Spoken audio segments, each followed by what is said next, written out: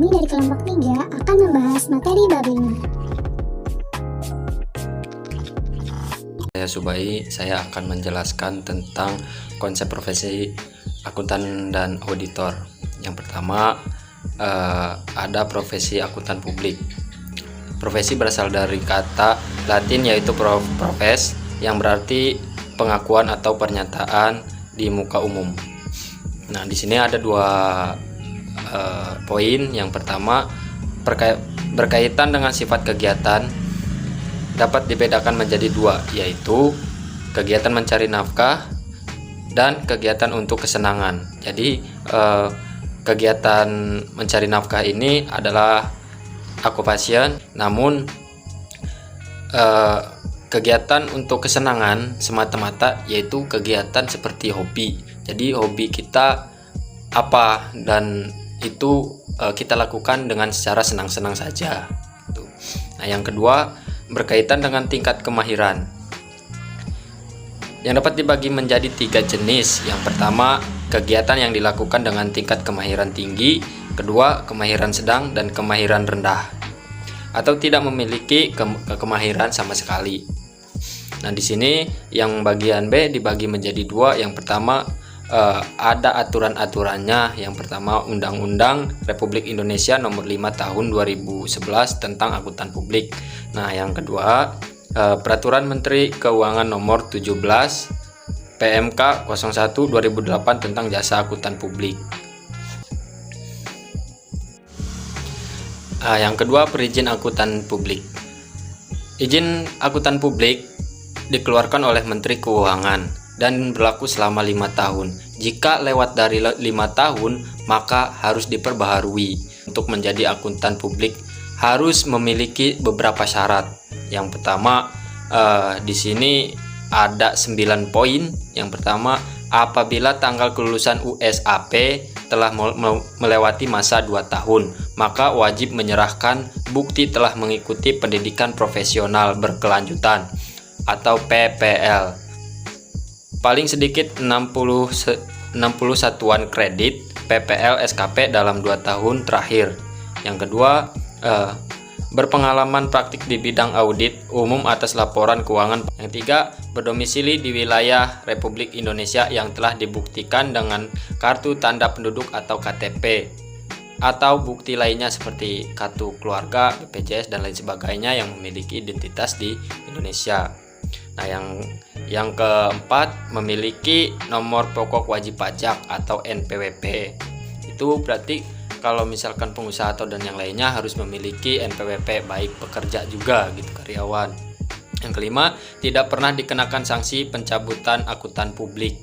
Jika dikenakan sanksi pernah membuat celah, maka tidak bisa gitu. Yang keenam, tidak pernah dipidana yang telah mempunyai kekuatan hukum tetap. Yang ketujuh, menjadi anggota IAPI. Jadi harus menjadi anggota dulu sebelum kita membuat akuntan publik, untuk membuat perizinan akuntan publik gitu. Yang kedelapan, tidak berada dalam pengampuan. Yang kesembilan, membuat surat permohonan. Oke teman-teman, yang materi selanjutnya yaitu dasar-dasar auditing dan profesi akuntan publik. Nah, biasanya audit ini dilaksanakan oleh orang-orang yang kompeten, yang objektif dan tidak memihak. Nah, kinerja audit ini dibagi ke dalam beberapa pengertian. Yang pertama itu ada auditing sebagai proses, yaitu merupakan proses yang sistematik dengan tujuan untuk mengevaluasi bukti mengenai tindakan atau kejadian ekonomi untuk memastikan tingkat kesesuaian antara penguasaan dan kriteria yang telah ditetapkan. Nah, jadi hasil dari penguasaannya ini akan dikomunikasikan kepada pihak pengguna yang berkepentingan. Nah, selanjutnya itu ada auditing sebagai pemeriksa. Nah, pemeriksa di sini itu proses identifikasi masalah, analisis, dan evaluasi yang dilakukan secara independen, objektif, dan profesional berdasarkan standar pemeriksaan. Nah, tujuannya ini untuk menilai kebenaran kecermatan, kredibilitas, dan keandalan informasi mengenai pengelolaan dan tanggung jawab keuangan negara. Yang ketiga, ini ada auditing sebagai penilai. Nah, auditing sebagai penilai ini dilakukan oleh audit internal, yaitu penilaian yang sistematis dan objektif yang dilakukan auditor internal terhadap organisasi dan kontrol yang berbeda-beda. Selanjutnya ada unsur-unsur kinerja auditing. Yang pertama itu ada proses sistematis, yaitu audit merupakan suatu langkah atau prosedur yang logis, berkerangka, dan terorganisasi. Nah, yang kedua ini ada pernyataan kejadian dan kegiatan ekonomi. Kegiatan dan kejadian ekonomi ini sebagai hasil proses dari akuntansi. Nah, yang ketiga yaitu ada tingkat kesesuaian, pengumpulan bukti mengenai pernyataan dan evaluasi untuk menetapkan kesesuaian pernyataan dan kriteria yang telah ditetapkan. Nah, yang keempat ini ada kriteria yang ditetapkan. Kriteria yang dipakai itu, yang pertama ada peraturan yang ditetapkan oleh suatu badan legislatif. Yang kedua, anggaran atau ukuran prestasi yang ditetapkan oleh manajemen. Yang ketiga, prinsip akuntansi berterima umum di Indonesia. Nah, yang kelima itu ada penyampaian hasil atau atestasi. Nah, penyampaian yang dilakukan itu secara tertulis dalam bentuk laporan audit. Yang keenam itu ada pemakai yang berkepentingan. Nah, yaitu pemakai informasi keuangan. Nah, selanjutnya yaitu ada tujuan kinerja dan klarifikasi audit. Nah, tujuan audit atas laporan keuangan adalah untuk menyatakan pendapatan atas kewajaran laporan keuangan dalam semua hal yang material sesuai dengan prinsip-prinsip akuntansi yang berlaku umum.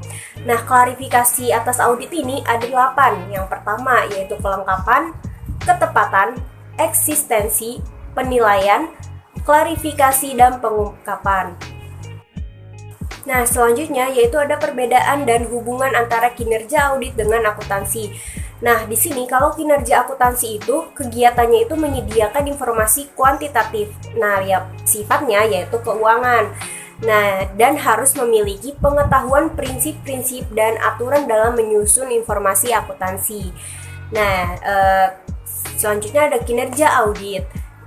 Kinerja audit ini terdapat 3 sasaran. Audit atas pengendalian internal yang di dalamnya itu meliputi pengendalian keuangan dan pengendalian administrasi. Yang kedua yaitu ada audit atas catatan keuangan yang meliputi catatan yang memuat satuan uang seperti faktur pembelian, faktur penjualan, bukti penerimaan uang, daftar gaji, buku harian, buku besar, dan sebagainya. Nah, yang ketiga itu ada audit atas catatan lain yang meliputi seluruh catatan di luar catatan keuangan seperti anggaran dasar, notulen rapat, data statistik, dan sebagainya. Ini yang terakhir ada perbedaan auditing dan accounting. Yang pertama itu auditor adalah akuntan, tetapi auditing bukan bagian dari accounting. Nah, yang kedua itu perbedaannya ada di metode, tujuan, dan pihak yang bertanggung jawab atas proses akuntansi dalam menyusun laporan yang berbeda. Nah, yang ketiga ini auditing bersifat analitis dan accounting bersifat konstruktif. Nah, akuntansi ini adalah laporan keuangan, sedangkan auditing itu hanya pendapat atau opini. Saya akan menjelaskan materi mengenai tipe kegiatan auditing dan jasa perikatan kantor akuntan publik. Jadi, tipe kegiatan auditing ini terbagi menjadi 4 golongan. Yang pertama, audit terhadap laporan keuangan, di mana audit ini dilakukan oleh auditor eksternal terhadap laporan keuangan kliennya untuk memberikan pendapat apakah laporan keuangan tersebut sudah sesuai dengan kriteria yang telah ditetapkan. Lalu hasil audit tersebut dibagikan kepada pihak luar perusahaan seperti kreditor, pemegang saham, dan kantor pelayanan pajak. Yang kedua, ada audit kepatuhan atau audit ketaatan, yang merupakan proses yang menentukan apakah pihak yang diaudit sudah mengikuti atau sudah sesuai dengan prosedur, standar, dan aturan-aturan yang telah ditetapkan oleh pihak yang berwenang. Biasanya audit kepatuhan ini disebut sebagai fungsi audit internal. Kemudian yang ketiga ada audit operasional. Audit operasional ini merupakan penelaahan secara sistematik terhadap aktivitas operasi organisasi dalam hubungannya dengan tujuan tertentu. Adapun tujuannya diantaranya menilai kinerja, mengidentifikasikan peluang, dan memberikan rekomendasi untuk tindakan atau perbaikan lebih lanjut. Yang terakhir atau yang keempat yaitu audit investigatif yang merupakan serangkaian kegiatan mengenali, menguji, mengidentifikasi informasi dan fakta yang ada untuk mengungkap peristiwa-peristiwa yang sebenar-benarnya dalam rangka pembuktian untuk mendukung proses hukum atas dugaan penyimpangan yang dapat merugikan keuangan perusahaan.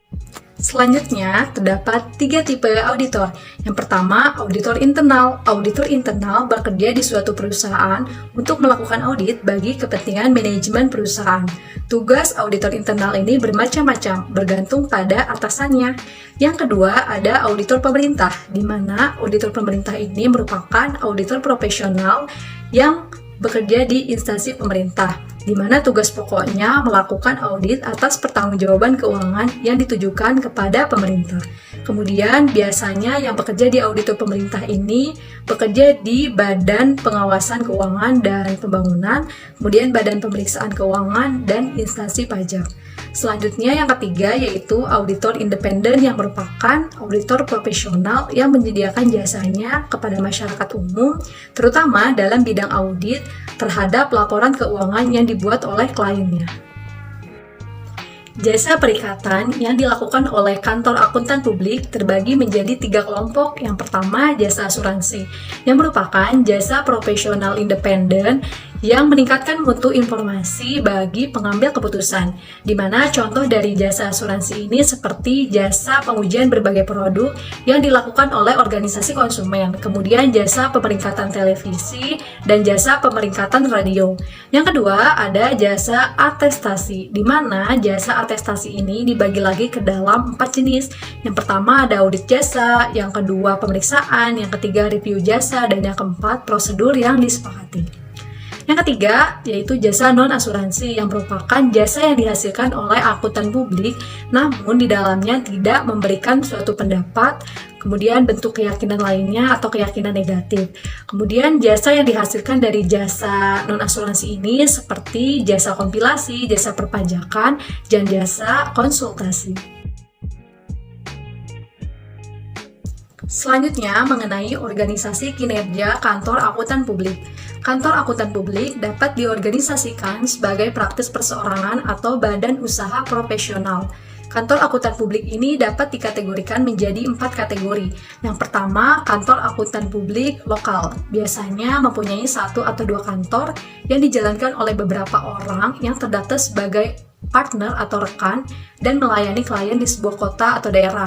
Yang kedua, ada kantor akuntan publik regional. Biasanya kantor ini ditandai dengan bermacam-macam rekan atau partner dan staf profesional yang banyak. Kemudian yang ketiga, kantor akuntan publik nasional yang merupakan kantor akuntan publik dengan kantor-kantor cabang yang terbesar di kota-kota besar. Yang terakhir atau yang keempat, ada kantor akuntan publik internasional yang merupakan kantor akuntan publik yang sangat besar yang mempunyai cukup staf dan sumber daya untuk mengaudit perusahaan raksasa. Pembahasan terakhir mengenai struktur organisasi yang ada di kantor akuntan publik. Pada umumnya terdiri dari yang pertama, auditor staff. Auditor staff ini merupakan orang-orang yang bergabung pertama kali dengan kantor akuntan publik atau sering disebut sebagai asisten atau auditor junior. Yang kedua ada auditor senior, disebut sebagai auditor penanggung jawab karena memikul tanggung jawab atas perencanaan dan pelaksanaan audit serta menyusun rancangan laporan auditor yang akan dikaji ulang dan disetujui oleh manajer auditor dan partner. Kemudian yang ketiga ada manajer. Manajer ini bertanggung jawab atas penentuan prosedur audit yang diterapkan. Dan yang terakhir ada rekan atau partner, yaitu orang-orang yang memiliki kantor akuntan publik.